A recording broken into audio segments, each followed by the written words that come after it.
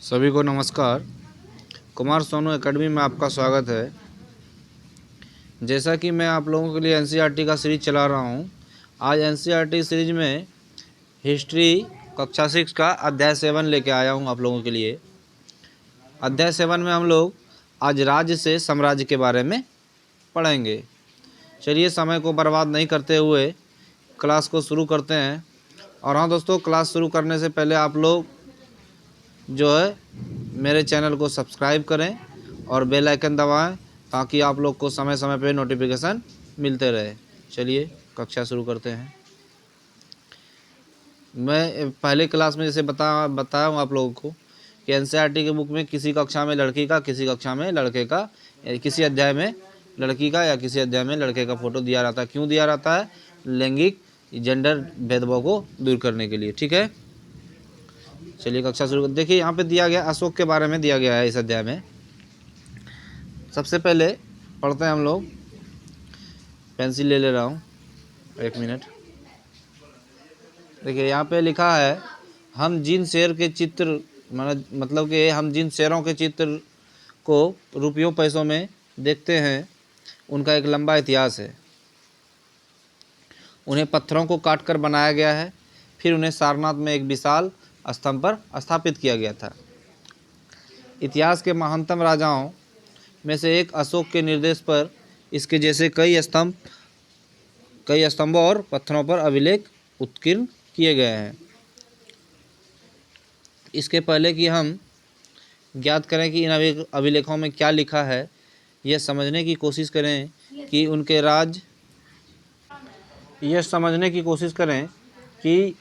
उनके राज्य को साम्राज्य क्यों कहा जाता है। अशोक जिस साम्राज्य पर शासन करते थे उसकी स्थापना उनके दादा चंद्रगुप्त मौर्य, अशोक के दादा का नाम चंद्रगुप्त मौर्य ने लगभग 2300 साल पहले की थी।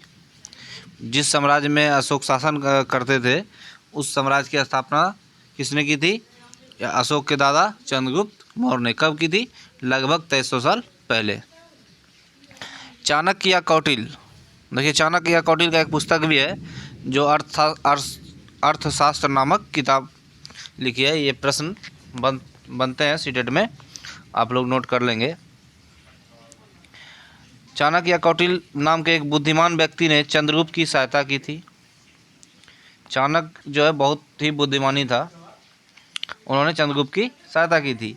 चाणक्य के कई विचार हमें अर्थशास्त्र नाम की किताब से मिलते हैं। देखिए प्रश्न ऐसे भी आते हैं, कभी कभी डायरेक्ट भी क्वेश्चन पूछ लिए जाते हैं सीटेट में कि आपसे पूछ लिया जाएगा कि अर्थशास्त्र नामक पुस्तक के लेखक कौन है, तो किसने लिखी? तो चाणक्य ने लिखी। ठीक है, चलिए नेक्स्ट।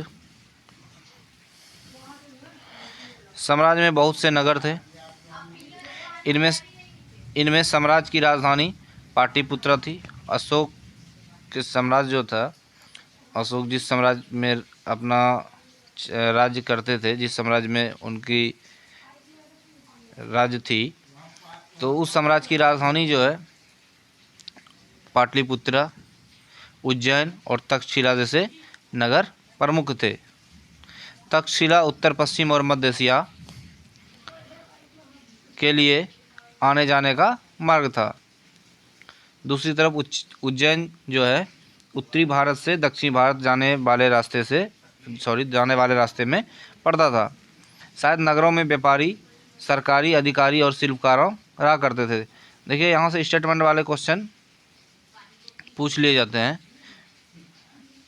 देखिए नगरों में जो व्यापारी और अधिकारी और शिल्पकार रहा करते थे। साम्राज्य के बहुत बड़े क्षेत्रों में किसानों और पशुपालकों के गांव बसे हुए थे। साम्राज्य में जो है बहुत बड़े क्षेत्रों में किसान थे, पशुपालक थे और गांव बसे हुए थे। मध्य भारत जैसे इलाकों में ज़्यादातर हिस्सा जंगलों से भरा था। मध्य भारत हिस्सा जो है जंगलों से भरा हुआ था। ये सब प्रश्न आप लोग से स्टेटमेंट वाले क्वेश्चन में पूछ लिए जाएंगे, इसलिए मैं आप लोग को हर एक क्लास में बोलता हूँ, आप लोग जो जो मैं अंडरलाइन करते जा रहा हूँ उसे नोट करते जाएं और इसे अच्छी तरीके से पढ़ें। ठीक है, नेक्स्ट। वहाँ पर लोग फूल फल का संग्रहण और जानवरों का शिकार करके जीविका चलाते थे। कहाँ पे? जंगलों में। साम्राज्य के अलग अलग इलाकों के में लोग भिन्न भिन्न भाषाएं बोलते थे। साम्राज्य में जो है अलग अलग इलाकों में जो है लोग क्या करते थे? भिन्न भिन्न भाषा बोलते थे। वे लोग शायद अलग अलग प्रकार का भोजन करते थे और यहाँ तक कि अलग अलग किस्म की पोशाक भी पहनते थे। मतलब जिसका जैसा रहन सहन था, उस भाषा भी अलग था, किसी का खान पान भी अलग था, रहन सहन भी सबके भिन्न भिन्न थे। देखिए यहाँ पे जो है अशोक के शिलालेख जो थे वो दिखाया गया मैप में। जो ये रेड बिंदु करके दिया गया है, ये सारे अशोक के शिलालेख यहाँ पे हैं। आप लोग देख लेंगे। एक मिनट। देखिए कंधार, लंबक, मनसेहरा, शाहबाजगढ़ी, मेरठ में भी, लुम्बिनी, रामपुरबा, लौरिया, सारनाथ, कौशाम्बी, गुज्जर, सांची, पंडुगिया, आप लोग इसे देख लेंगे। धौली, जो भी है आप लोग देख लेंगे इसे।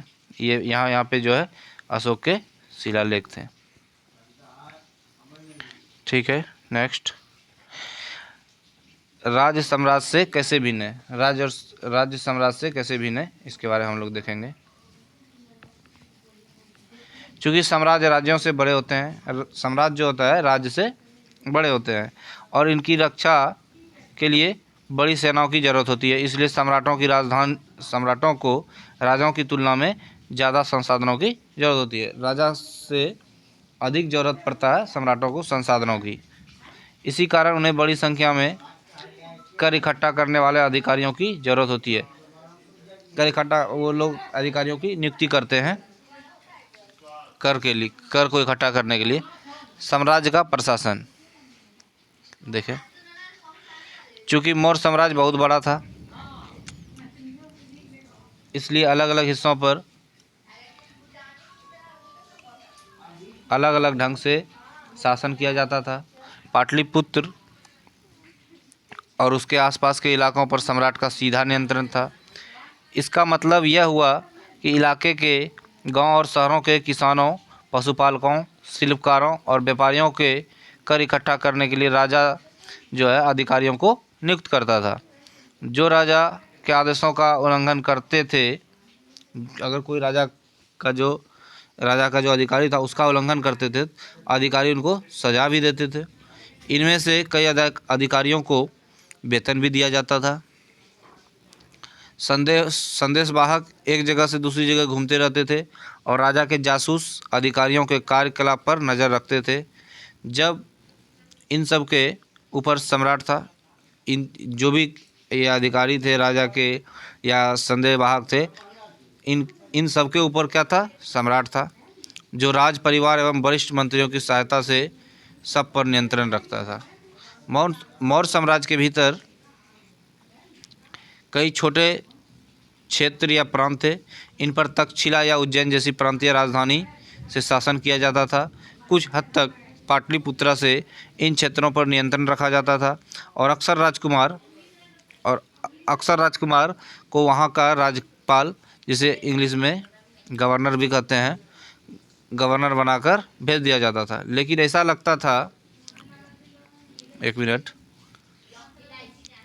ऐसा लगता है, पेंसिल ले रहे हैं,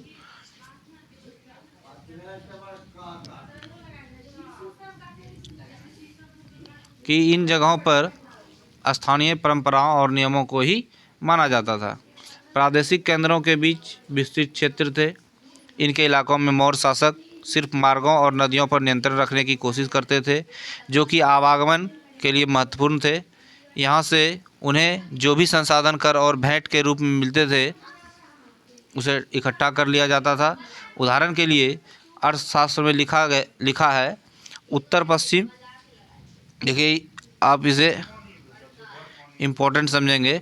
उत्तर पश्चिम में से जो है कमल के लिए और दक्षिण भारत से सोने और कीमती पत्थरों के लिए प्रसिद्ध था। उत्तर पश्चिम किसके लिए प्रसिद्ध था? कमल के लिए।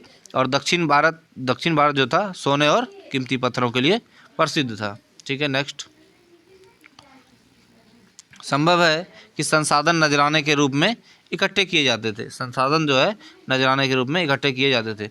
और अंत में जंगल वाले इलाके आते थे। वहाँ रहने वाले लोग काफ़ी हद तक स्वतंत्र थे। उनसे यह उम्मीद की जाती थी कि वे मौर्य पदाधिकारियों को हाथी, लकड़ी, मधु और मोम जैसी चीज़ें लाकर दे।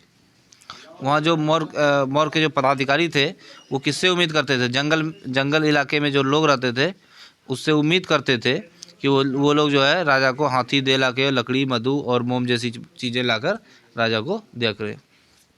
देखिए यहाँ पे नजराना इससे एक झलक देख लेते हैं हम लोग क्या दिया है। जहाँ कर नियमित ढंग से इकट्ठे किए जाते थे वही नजराना अनियमित रूप से जब भी संभव हो इकट्ठा किया जाता था। ऐसे नजराने ये सब सीटेट में नहीं आएंगे, ये सब सीटेट में नहीं आएंगे, इसे मत ध्यान दें आप लोग। राजधानी में सम्राट, इसे भी अगर आप लोग चाहें तो पढ़ सकते हैं, लेकिन इससे जो है आप लोग देख लेंगे इसे। यहाँ से ऐसा मुझे कुछ इम्पोर्टेंट प्रश्न नहीं लग रहा कि आप लोग को बताऊं। मेगास्थनीज चंद्रगुप्त के दरबार में एशिया पश्चिमी यूनानी राजा सेल्यूकस निकेटर का राजदूत था। ये लाइन जो है आप लोग एक मिनट देख लेंगे। ये लाइन अगर हो सके तो पूछा जा सकता है। मेगास्थनीज जो थे चंद्रगुप्त के दरबार में पश्चिम एशिया के यूनानी राजा सेल्यूकस निकेटर का राजदूत था। मेगास्थनीज ने जो कुछ देखा उसका विवरण दिया। बस इससे ज़्यादा नहीं आएगा। यहाँ से आप लोग देख लेंगे इसे। हथियारबंदी आप लोग इसे पढ़ सकते हैं, पढ़ लीजिएगा, लेकिन मुझे इससे इम्पोर्टेंट प्रश्न नहीं दिख रहा है। ठीक है। अशोक एक अनोखा सम्राट। अशोक जो है मौर्य वंश के सबसे प्रसिद्ध शासक थे। मौर्य वंश के सबसे प्रसिद्ध शासक थे।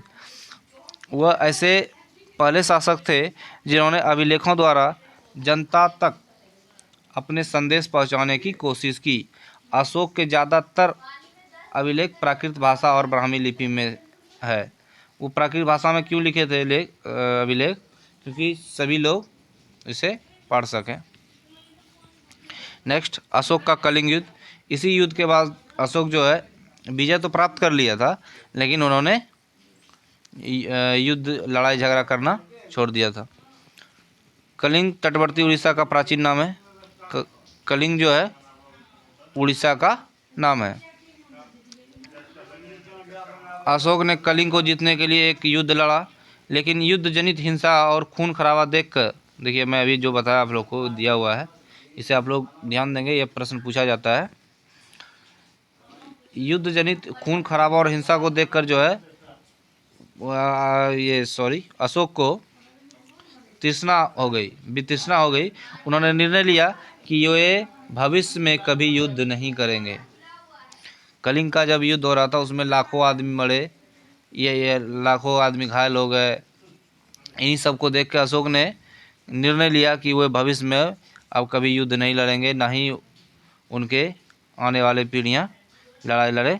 चलिए उसके बारे में भी दिया हुआ है, आगे हम लोग पढ़ेंगे। देखिए कलिंग युद्ध का वर्णन दिया हुआ है, जो कि मैं अभी आप लोग को बताया। मैं आपको यहाँ से बता दूंगा, आप लोग इसे पढ़ना चाहें तो पढ़ लें। ठीक है, ठीक है। नेक्स्ट, अशोक का धर्म क्या था?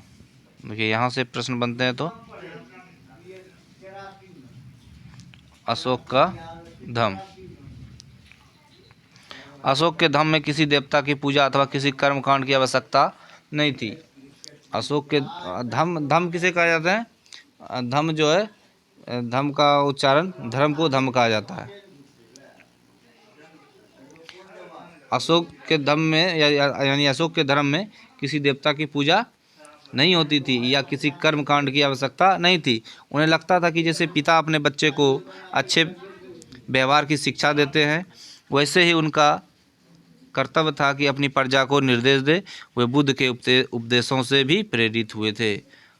अकबर जो है बौद्ध धर्म को फिर बाद में जाके माने, उन्होंने बुद्ध जो उपदेश दिए थे उनसे वो बहुत प्रेरित थे। ऐसी कई समस्या थी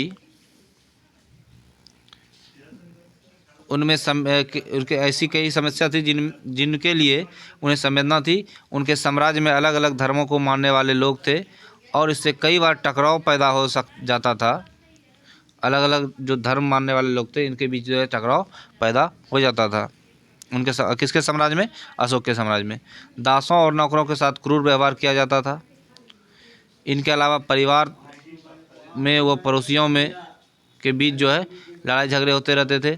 अशोक ने यह महसूस किया था कि इन समस्याओं का निदान करना उनका कर्तव्य है। ये जो लड़ाई झगड़ा होते थे, कोई किसी धर्म को मानते थे, समाज में धर्मों के लिए लड़ाई होता था, परिवार एवं पड़ोसियों में लड़ाई होते रहते थे। इन समस्याओं का निदान करने का कर्तव्य जो लिए थे अशोक ने, इसलिए उन्होंने धम्म महामात्य नाम के अधिकारी की नियुक्ति की। जगह जगह पर जाकर धर्म की शिक्षा देते थे, यानी धर्म की शिक्षा देते थे। इसके अतिरिक्त अशोक ने कई संदेश कई स्थानों पर शिलालेख और स्तंभों पर खुदवा दिए। अशोक के जो मैं अभी मैप में आप लोग को शिलालेख दिखवाया, उन्होंने भारत के कई जगहों में उनका जहाँ जहाँ साम्राज्य था सभी जगह उन्होंने अपना जो स्तंभ और शिलालेख को खुदवाया। उसमें कुछ जो है उन्होंने धर्म के प्रचार में या जो भी थे उन्होंने सभी शिलालेख को इस लेक्चर में बताना पॉसिबल नहीं है। अशोक के कई शिलालेख हैं, ठीक है। अधिकारियों को यह निर्देश दिया गया है कि वे राजा के संदेश को उन लोगों को पढ़कर सुनाएं जो खुद पढ़ नहीं सकते हैं। अशोक के जो शिलालेख थे वो राजा जो लोग नहीं पढ़ सकते थे उनको पढ़कर सुनाने का उन लोग का ड्यूटी था कि जो लोग नहीं पढ़ पाते हैं उनको सुनाए। अशोक ने धम्म के विचारों को प्रसारित करने के लिए सीरिया, मिस्र, देखिए कहाँ कहाँ भेजे, सीरिया, मिस्र, ग्रीस में दूत भेजे। धम्म की प्रचार और विचारों को प्रसारित करने के लिए उन्होंने सीरिया, मिस्र और ग्रीस में भी दूत भेजे। अपने पुत्र महेंद्र, देखिए महेंद्र को, और पुत्री संघमित्रा को इसी कार्य हेतु उसने श्रीलंका भेजा। श्रीलंका में भी देखिए, मैं पिछले पार्ट में भी चर्च किया था, वहाँ भी बौद्ध धर्म, पूरे श्रीलंका में एक ही धर्म माना जाता है, बौद्ध धर्म, ठीक है। उन्होंने कई सड़कें बनवाई, कुएं खुदवाए और विश्राम गृह बनवाए। इसके अतिरिक्त उन्होंने मनुष्य व जानवरों की चिकित्सा की भी व्यवस्था की। अपनी प्रजा के लिए अशोक का संदेश, इसे आप लोग अगर चाहें तो पढ़ सकते हैं, देख लीजिए, यहाँ पे दिया गया है। अशोक जो है अपनी प्रजा के लिए जो भी किए थे, जो संदेश दिए थे, अगर आप लोग चाहें तो पढ़ सकते हैं। इससे प्रश्न सीटेट में नहीं आएंगे, पढ़ सकते हैं जानकारी के लिए, ठीक है। देखिए नई अलग अलग लिपियों में जो लिखा हुआ है इसे आप लोग देख लेंगे। ब्राह्मी लिपि, एक मिनट, ब्राह्मी लिपि देवनागरी लिपि में ओ को लिखा गया है। ब्राह्मी लिपि में देखिए ओ कैसे लिखा जाता है। बांग्ला में देख लीजिए, मलयालम में देख लीजिए, तमिल में देख लीजिए। सीटेट में ये भी नहीं आएगा, बस जानकारी के लिए देख लें आप लोग। चलिए, इस चैप्टर में अब तो ऐसा कुछ नहीं है जो कि आप लोग को बताऊं। प्रश्न है जो कि आप लोग, मैं जो भी पढ़ाया उससे जो इस प्रश्न को आप लोग सॉल्व कर सकते हैं। आप लोग एक बार प्रश्न को स्क्रीनशॉट ले लीजिए, देख लीजिए, या तो आप लोग वीडियो रोक के प्रश्न को सॉल्व कर सकते हैं। देख लेते हैं, और कुछ अगर है इसमें तो मैं आप लोग को बता देता हूँ, ठीक है। कलिंग का वर्णन, अशोक का अभिलेख जो है दिया गया है, आप लोग पढ़ सकते हैं।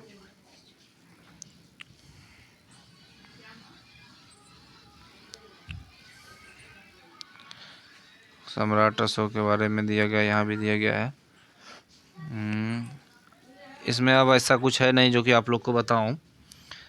चलिए दोस्तों, तो आज की कक्षा यहीं समाप्त करते हैं। आप लोग अगर इसी तरह मेरे वीडियो को देखना चाहते हैं तो मेरे चैनल को सब्सक्राइब करें और बेल आइकन को दबाएं ताकि आपको समय समय पर नोटिफिकेशन मिलते रहे। यहाँ पे देखिए एक बिंदु है, आप लोग ये वंश किसे कहते हैं? जब एक ही परिवार के कई सदस्य एक के बाद एक राजा बनते हैं तो उन्हें एक ही वंश का कहा जाता है। मौर्य वंश के 3 प्रमुख राजा हुए, देख लीजिए। ये प्रश्न कभी कभी पूछे जाते हैं। चंद्रगुप्त, उसका बेटा बिंदुसार और बिंदुसार का पुत्र अशोक। देख लीजिए, चंद्रगुप्त का तीसरा पीढ़ी अशोक है। चंद्रगुप्त का यानी पोता हुआ अशोक, चंद्रगुप्त का बेटा बिंदुसार, बिंदुसार का बेटा अशोक। ठीक है दोस्तों, आप लोग जो है, मेरा चैनल अभी थोड़ा नया है, आप लोग मेरे चैनल को सपोर्ट करें। ठीक है, मेरे चैनल को सब्सक्राइब करें, बेल आइकन को दबाएं और शेयर भी करें ताकि ज़्यादा से ज़्यादा लोगों के पास मेरा वीडियो पहुंचे और वो भी इस वीडियो का लाभ ले सके। ठीक है दोस्तों, थैंक यू। आप लोग अपनी तैयारी अच्छी तरीके से करें।